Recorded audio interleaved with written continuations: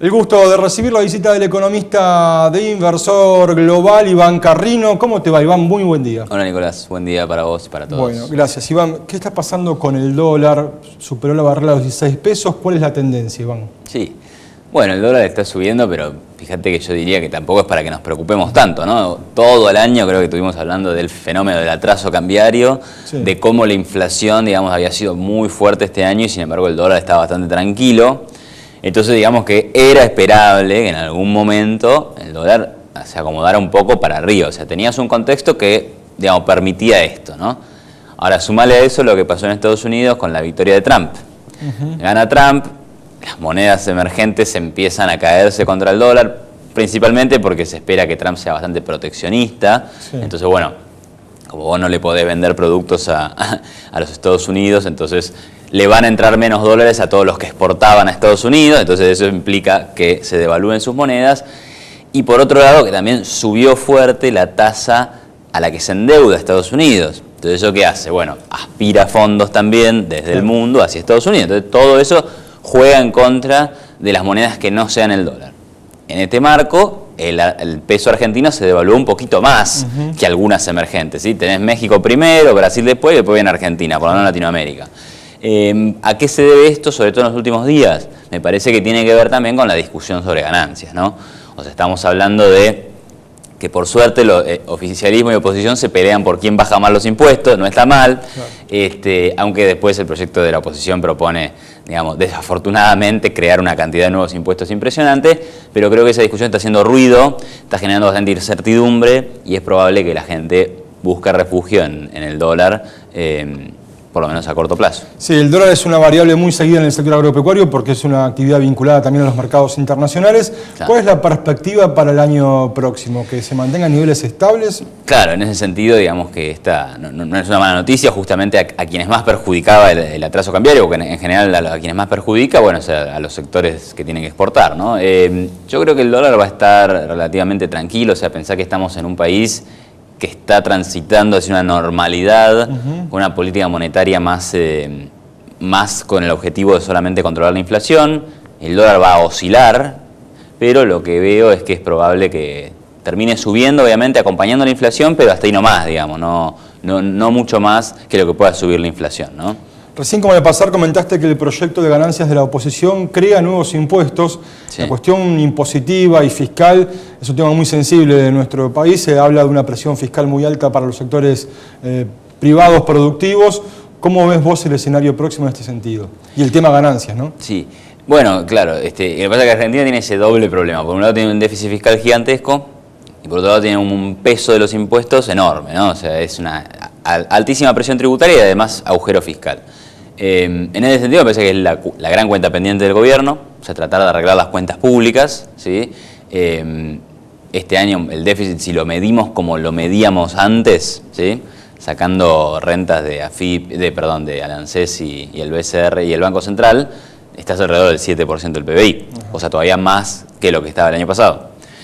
Entonces, evidentemente hay un tema ahí.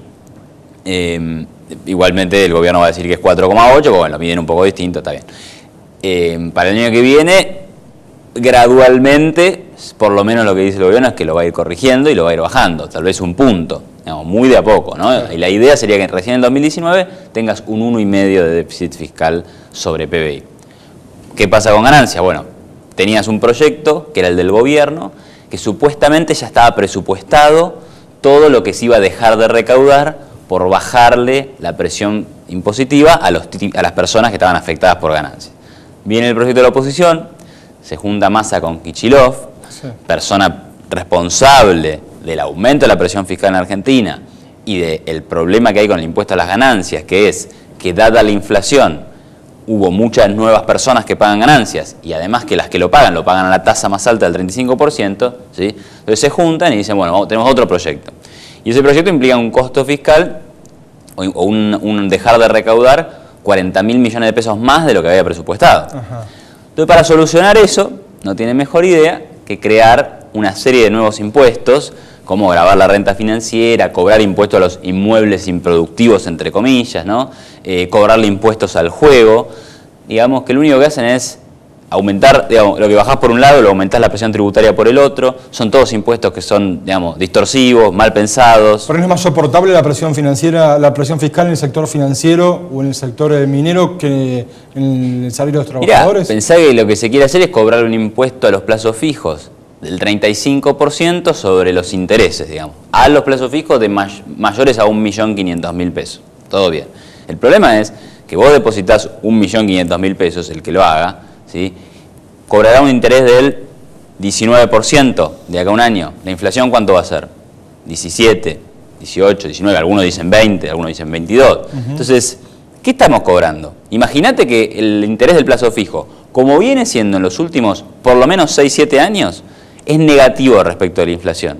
¿Qué vas a cobrar? Eso no es ganancia. Lo único que hizo el plazo fijo fue más o menos defenderte, bastante menos, que de la inflación. Defenderte mal de la inflación. Y Cuando se habla de impuesto al sistema financiero, ¿es a los plazos fijos o es a otro conjunto también? Es a los plazos fijos, es a la distribución de dividendos, por ejemplo, ¿sí? Cosa que entiendo que hace poco con el proyecto de blanqueo lo eliminaste para incentivar, digamos, bueno, la inversión y la distribución de dividendos. Entonces, realmente es muy preocupante. Sí, no hay buenos y malos. Es una mala idea. Claro.